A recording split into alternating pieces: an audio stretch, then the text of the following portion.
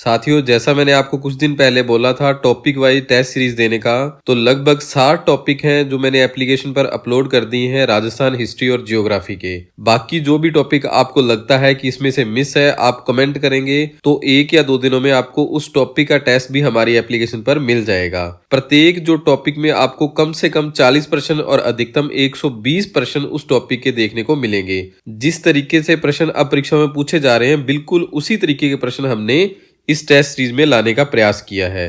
तो आज का अपना टॉपिक है पूर्वी मैदानी प्रदेश। इससे पहले अपने राजस्थान का मरुस्थल और अरावली पर्वतीय प्रदेश को पढ़ चुके हैं। तो सबसे पहले अपने देख लेते हैं जो पूर्वी मैदानी प्रदेश का निर्माण है दोस्तों, ये नदियों द्वारा लाई गई जो जालोड़ और दोमट मिट्टी से बनता है। यानी कि जो नदियां अपने साथ मिट्टी को बहाकर लाती हैं, उससे हमारे ये पूर्वी मैदानी प्रदेश का निर्माण हुआ है। इसकी ये विशेषता है दोस्तों कि यहाँ पर जो जालोड़ मिट्टी है अधिक मात्रा में पाई जाती है, जो अपने को पता है सबसे उपजाऊ मिट्टी है।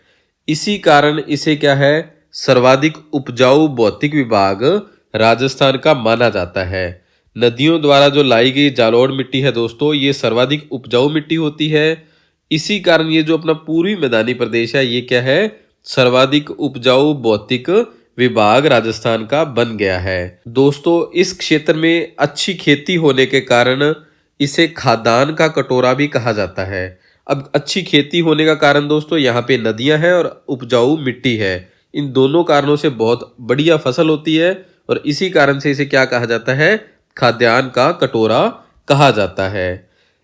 इसका जो क्षेत्रफल है दोस्तों, वो राजस्थान के कुल क्षेत्रफल का 23% है।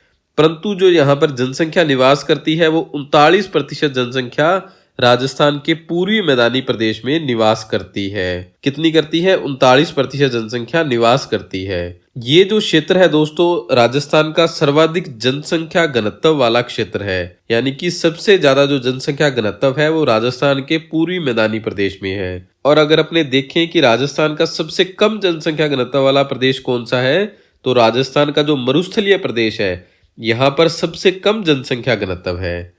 इसके बाद दोस्तों अपने ऊंचाई इसकी ध्यान होनी चाहिए कि लगभग 280 मीटर से 500 मीटर तक पूर्वी मैदानी प्रदेश की ऊंचाई है। इस मैदानी प्रदेश की नदियों का बहाव पूर्व की तरफ है, इसीलिए इसका जो ढाल है पूर्व दिशा की ओर रहती है। यानी कि इसकी जो ढाल है किस दिशा की ओर है? पूर्व दिशा की ओर। पूर्व दिशा की ओर जो अपना मैदानी प्रदेश है, इसकी ढाल है। अब अपने देखते हैं दोस्तों कि इसके अंतर्गत राजस्थान के कौन कौन से जिले आते हैं। तो विशेषकर इसमें दोस्तों बांसवाड़ा, प्रतापगढ़, चित्तौड़गढ़, भीलवाड़ा, अजमेर, टोंक, सवाई माधोपुर, करौली, धौलपुर, भरतपुर, डीग और इसके साथ जयपुर जिले का भी क्षेत्र आता है। अलवर का क्षेत्र इसमें आता है। परंतु कुछ क्षेत्र इसमें दोस्तों ब्यावर जिले का, राजसमंद जिले का और सुलुम्बर जिले का भी अपने को देखने को मिलता है। तो ये जो जिले हैं दोस्तों, मैंने आपको मानचित्र में भी अच्छे से दिखा दिया। ये जिले क्या है, राजस्थान के पूर्वी मैदानी प्रदेश के अंतर्गत आते हैं। अब आगे है दोस्तों, पूर्वी मैदानी प्रदेश का जो विभाजन है, ये नदियों के आधार पर किया जाता है। यहाँ पर प्रवाहित होने वाली मुख्य रूप से 4 नदियां हैं। परंतु जो बाणगंगा नदी है दोस्तों, ये वर्तमान में एक अंतः प्रवाह की नदी बनकर रह गई है।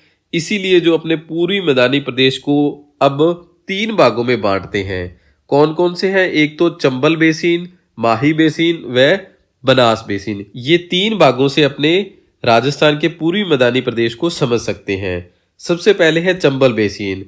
इसका जो विस्तार है दोस्तों, चंबल और इसकी सहायक नदियों द्वारा निर्मित मैदान मुख्य रूप से सवाई माधोपुर, करौली, धौलपुर जिलों में ये फैला हुआ है। जो चंबल बेसिन है कहाँ पर है? सवाई माधोपुर, करौली, धौलपुर इन जिलों में विशेषकर ये फैला हुआ है। चंबल नदी अपने तेज बहाव के कारण मिट्टी का कटाव करती है, जिससे ऊंची नीची उत्खात सलाकृतियां बनती हैं, जिसे क्या है, डांग कहा जाता है। डांग क्षेत्र दोस्तों आपसे परीक्षा में पूछा जाता है कि कौन से जिले के अंतर्गत है, तो आपको बताना है कि जो सर्वाधिक डांग क्षेत्र है ये करौली जिले में है, जिसे क्या है, डांग की रानी भी कहा जाता है। और जो धौलपुर जिला है, इसे डांग का राजा कहा जाता है। और डांग होता क्या है? जो तेज बहाव के कारण मिट्टी का कटाव होता है, इसके कारण ऊंची नीची जो भूमि बनती है, उसे डांग कहा जाता है। बीहड़ दोस्तों चंबल नदी के द्वारा ही बीहड़ का निर्माण भी किया जाता है। चंबल नदी द्वारा अवनाली का अपर्दन, मिट्टी कटाव से बनी गहरी गहरी घाटियां बीहड़ कहलाती हैं। ये भी दोस्तों पानी के बहाव के कारण जो गहरी घाटियां बनती हैं उन्हें क्या कहा जाता है? बीहड़ कहा जाता है। ये सघन और दुर्गम क्षेत्र ऐतिहासिक रूप से डाकुओं की शरण स्थली रहा है। जो बीहड़ है दोस्तों, ये डाकुओं की शरण स्थली रहा है, जिसे स्थानीय भाषा में क्या कहते हैं? बागी कहते हैं।